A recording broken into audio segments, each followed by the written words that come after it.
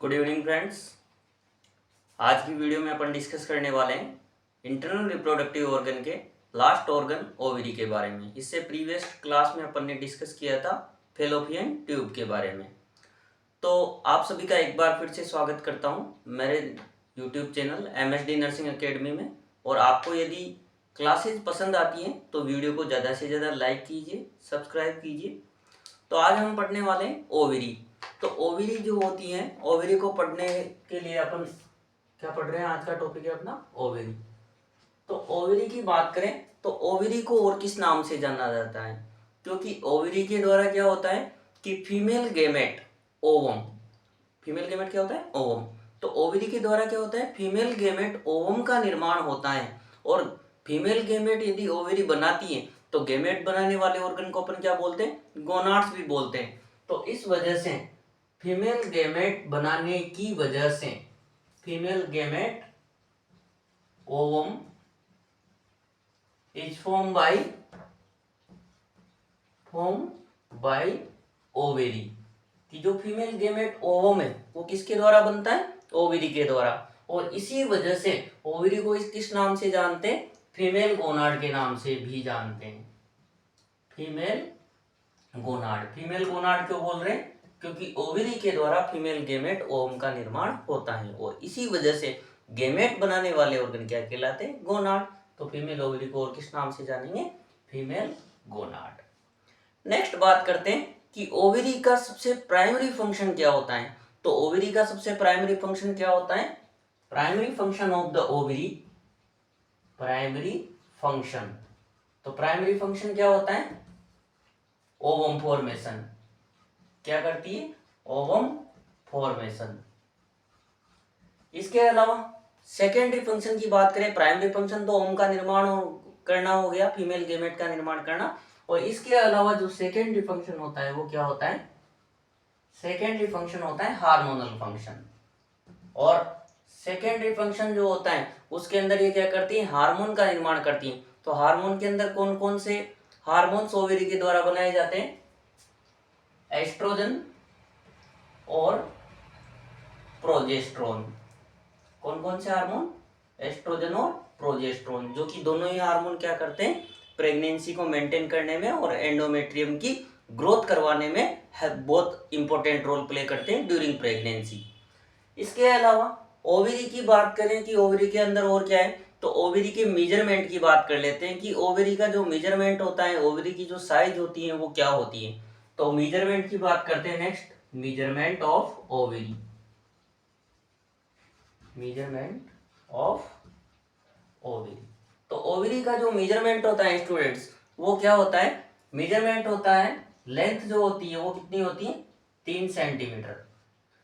इसके अलावा विड्थ की बात करें तो विड्थ कितनी होती है, 2 सेंटीमीटर। और थिकनेस की बात करें, जो ओवरी की मोटाई है वो कितनी होती है, वो होती है 1 सेंटीमीटर। तो मेजरमेंट जो होगा ओवरी का वो क्या होता है, 3:1, 3:2:1। इसके अलावा वेट की बात करें, मेजरमेंट अपन ने देख लिया कि लंबाई 3 सेंटीमीटर। इसके अलावा विड्थ जो होती है, चौड़ाई 2 सेंटीमीटर। और थिकनेस, मोटाई जो होती है ओवरी की वो कितनी होती है, 2 सेंटीमीटर। इसके अलावा वेट की बात करें तो वेट जो होता है, वेट कितना होता है ओवरी का, ओवरी का वेट होता है 0.14 से 0.3 ऑन्स। ओजेड का मतलब क्या है यहाँ पे, ऑन्स। ऑन्स का मतलब क्या होता है, ऑन्स का मैं बताता हूं आपको कि ऑन्स की जो इकाई होती है, जो यूनिट है ऑन्स, ऑन्स का मतलब क्या होता है। जब इसको अपन ग्राम के अंदर देखें कि वेट जो होता है मोस्टली अपन किस में नापते हैं, ग्राम के अंदर। तो ओजेड जो है, 1 ऑन्स बराबर कितना होता है, 28.30 ग्राम। कितना, 28.30 ग्राम। तो ओवरी का जो वेट होता है 0.14 से 0.3 ऑन्स होता है। तो आप इसको निकाल सकते हैं, 0.14 से 0.3 ऑन्स को आप ग्राम के अंदर कन्वर्ट कर सकते हैं। पर कन्वर्ट करने की जरूरत नहीं, बस इतना ध्यान रखना कि ऑन्स का मतलब क्या होता है, 28.30 ग्राम। और ओवरी का जो वजन है वो कितना है, 0.14 से 0.3 ऑन्स होता है। इसके अलावा नेक्स्ट स्ट्रक्चर की बात करें तो स्ट्रक्चर जो होता है ओवरी का, उसके अंदर दो स्ट्रक्चर होती है मेनली, या दो प्रकार से स्ट्रक्चर को अपन यहाँ पे डिफाइन कर सकते हैं कि ओवरी की जो स्ट्रक्चर है किस किस पार्ट से मिलकर बनी होती है। तो ओवरी के अंदर मेनली क्या है, दो पार्ट होते हैं। आउटर पार्ट जो होता है वो तो कैसा पार्ट होता है, थोड़ा टफ पार्ट होता है, मजबूत पार्ट होता है, थोड़ी हार्ड लेयर होती है। और जो ओवरी के अंदर का जो मिड पोर्शन होता है वो क्या होता है, सॉफ्ट पोर्शन होता है। तो ओवरी का जो हार्ड पोर्शन है, जो बाहरी लेयर होती है, उसको अपन बोलते हैं कोर्टेक्स पार्ट, और अंदर का जो पोर्शन है उसको बोलते हैं अपन मेडुला पार्ट। तो ओवरी के मेनली कितने पोर्शन होते हैं, ओवरी दो पोर्शन से मिलके बनी है। पेरीफेरी जो होती है, आउटर पार्ट जो होता है उसको कोर्टेक्स बोलते हैं, और जो सेंटर पार्ट होता है उसको अपन बोलते हैं मेडुला। तो नेक्स्ट बात करते हैं अपन structure of ovary. Structure of ovary. तो ओवरी की स्ट्रक्चर के अंदर बात करें तो जो ओवरी होती है, ऐसे बात करें तो नॉर्मली ओवरी ऐसे होती है और ऐसे ओवरी होती है। डायग्राम अच्छे से बनाते हैं। ओवरी की स्ट्रक्चर जो होती है ऐसी होती है, और यहाँ पे ऐसे बीच में ओपनिंग सी पाई जाती है। जो आउटर पार्ट जो होता है ओवरी का, यहाँ पे अपन इस तरह से दिखा सकते हैं। जो ओवरी का जो ये आउटर पार्ट है ये थोड़ा हार्ड पार्ट होता है। इस हार्ड पार्ट को अपन बोलते हैं कोर्टेक्स पार्ट। कौन सा पार्ट बोलते हैं, कोर्टेक्स पार्ट। और इसके अलावा जो ये मिडिल पोर्शन होता है, ये तो हो गया पेरीफेरी जो पार्ट होगा, ये तो कौन सा कहलाएगा, कोर्टेक्स पार्ट। और जो ये मिड पोर्शन होता है इसे बोलते हैं अपन मेडुला पार्ट। इसके अलावा ये जो ओपनिंग है, यहां से ओवेरियन ब्लड वेसल्स, मतलब ओवेरियन आर्टरी, ओवेरियन वेन, और इसके अलावा लिम्फेटिक वेसल्स और नर्व सप्लाई एंटर करती है। तो क्या क्या, ओवेरियन वेन हो सकती है, ओवेरियन आर्टरीज हो सकती है, इसके अलावा नर्व सप्लाई हो सकती है, और लिम्फेटिक वेसल्स हो सकती हैं। और जिस ओपनिंग के थ्रू ओवेरियन आर्टरी, इसके अलावा ovarian when, nerve supply, lymphatic supply जो एंटर करती है, तो इस ओपनिंग को बोलते हैं अपन हाइलम ओपनिंग। कौन सी बोलते हैं, हाइलम ओपनिंग। और इसके जो मेडुला पार्ट होता है, इस मेडुला पार्ट के अंदर जब फीमेल बेबी यूट्रस के अंदर होता है, जो प्रेग्नेंट लेडी है उसके यूट्रस के अंदर, जैसे कि फीमेल बेबी है, तो फीमेल बेबी जब यूट्रस के अंदर होता है तो एम्ब्रियोजेनेसिस की जो डेवलपमेंट की जो स्टेज होती है, फीटस का जो डेवलपमेंट होता है नॉर्मली कैसा होता है, जो 0 से 2 वीक का जो फीटस होता है उसको अपन क्या बोलते हैं, जाइगोट। क्या बोलते हैं, जाइगोट।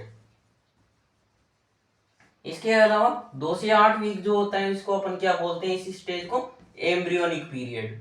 क्या बोलते हैं, एम्ब्रियोनिक पीरियड। तो इस 2 से 8 वीक के पीरियड के दौरान क्या होता है, फीमेल फीटस या कोई सा भी फीटस होता है, तो फीटस के अंदर, यूट्रस के अंदर 2 से 8 वीक का जो पीरियड होता है, इस टाइम पे क्या होता है, ऑर्गेनोजेनेसिस की प्रोसेस होती है। इस टाइम पे सभी ऑर्गन बनते हैं। तो फीमेल फीटस के अंदर क्या बनता है, ओवेरी बनती है ड्यूरिंग और ऑर्गेनोजेनेसिस की प्रोसेस के दौरान। तो जब फीमेल फीटस के अंदर ओवरी बनती है, तो ओवरी के अंदर 8 ड्यूरिंग इंट्रायूटेराइन लाइफ क्या होते हैं, छोटे छोटे फॉलिकल्स पाए जाते हैं ओवरी के अंदर, जिनको अपन बोलते हैं प्रीमोडियल फॉलिकल्स। क्या बोलते हैं, प्रीमोडियल फॉलिकल्स।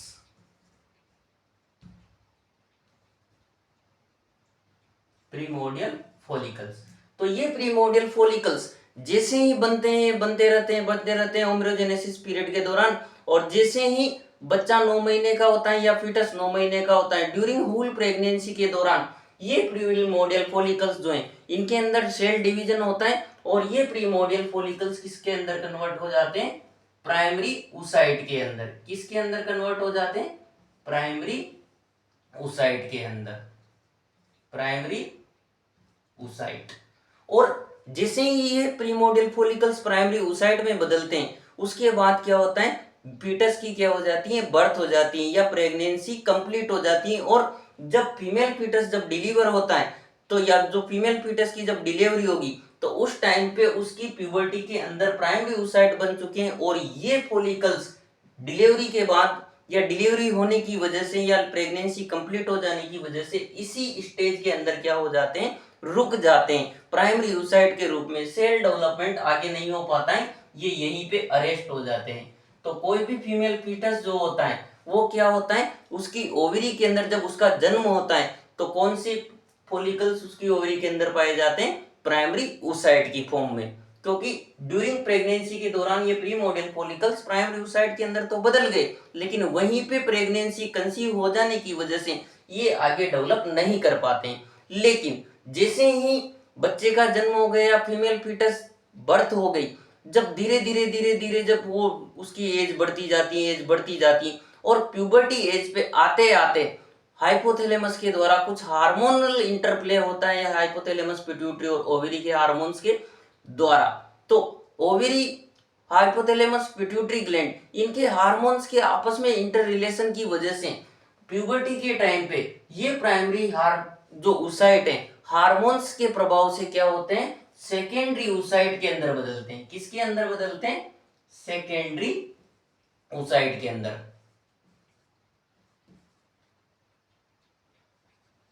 Secondary oocyte,